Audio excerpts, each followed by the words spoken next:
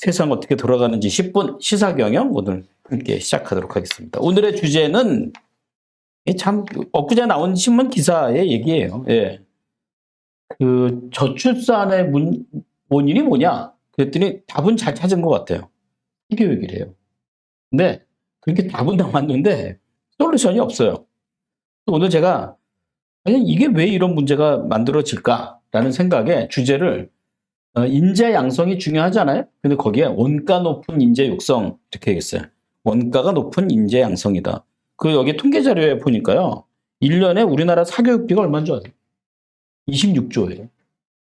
도대체 그렇게 많은 돈이 어디로 가나 그랬더니 일타 강사들에게 들어가는 거예요. 그러니까 정말 스카이대 나오고 똑똑하고 공부 열심히 한 친구들이 쉽게 돈을 버는 방법으로 대치동과 목동으로 간다. 그런데 그 돈이 국가가 주는 돈이 아니라 누가 주는 돈이에요? 사교육비예요, 사교육비. 지호 아빠가 주는 돈이에요. 네.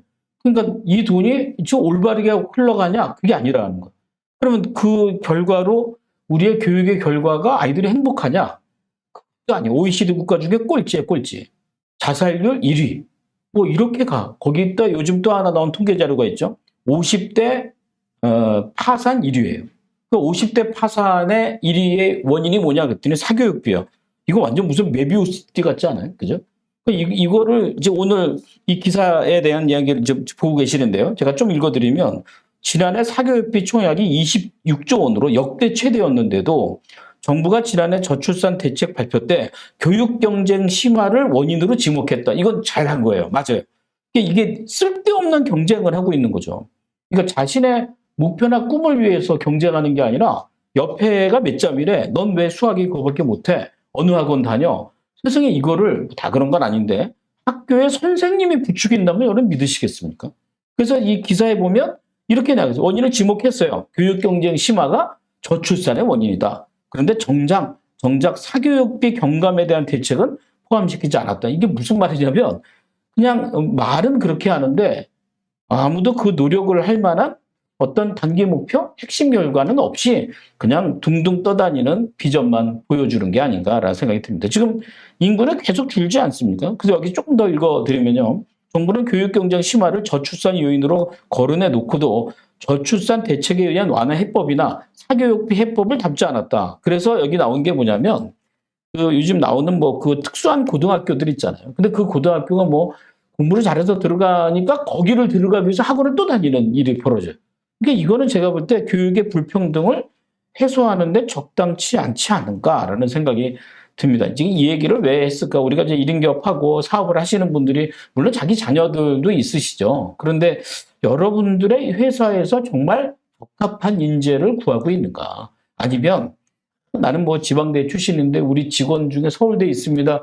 이렇게 얘기를 하면서 그 대학교의 간판이 중요한 게 아니라 실력과 적합성이 중요한데 그 간판에 너무 기대어 마치 우리 회사가 좀 다른 회사랑 다른 것처럼 라고 생각하는 건 아닌가. 그래서 세 가지를 내는 첫 번째는 뭐냐면 교육의 경쟁력을 어디다 두고 있는가. 1등, 2등에 두고 있는가. 우리나라 대학의 지금 가장 큰 문제는 사실 학생이 줄고 있거든요. 근데도 아직도 입시에 줄을 씁니다. 정시가 있고 수시가 있어요. 혹시 어디가 더 많은 줄 아세요?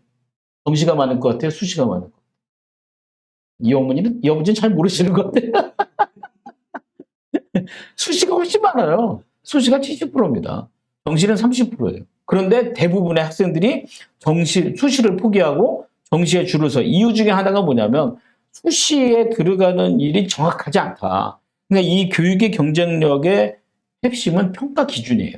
평가 기준을 아직도 어디에 두고 있는가 이거죠. 아직도 성적에 두고 있다는 게 너무 가슴이 아프죠. 지금의 우리나라의 교육 모든 시스템은 일제시대 때 주어진 시스템을 그대로 운용하고 있죠. 그때 갖고 있는 판단 기준 갖고 가지 않느냐라는 생각이 듭니다. 어떤 그 전문가가 우리나라 교육의 문제를 해결하려면 뭐가 필요하냐 그랬더니 대학 이름을 다 바꾸죠. 서울 1대학, 서울 2대학, 서울 3대학. 그런 일이 생기기 좀 어렵겠지만 교육의 경쟁력을 실력의 본질에 둬야 되는데 기업도요. 인재의 본질을 적합성에 둬야 되는데 에 두어선 계속 이 문제는 해결되지 않을 것이다. 두 번째가 뭐냐면 이제 오늘의 이 주제는 사실 무슨 뭐 사교육비가 문제가 아니고요. 본질이 저출산이에요. 근데 이제 저출산의 문제를 교육 경쟁 심화에 둔 건 맞긴 한 것 같아요. 그런데 이것이 끝도 없는 거죠. 그러니까 저출산의 문제는 교육 경쟁이 심화해요. 그랬더니 뭐라 그래요? 사교육비가 많이 들어요. 그랬더니 뭐라 그래요? 교육비가 많이 들어가니까 먹고 사는 게 힘들어요. 그래서 결혼을 안 해요. 애를 안 낳아요. 요즘 애를 안 낳고 다 뭐예요? 개를 키워요. 이게 계속 메비우스의 띠가 되는 거죠.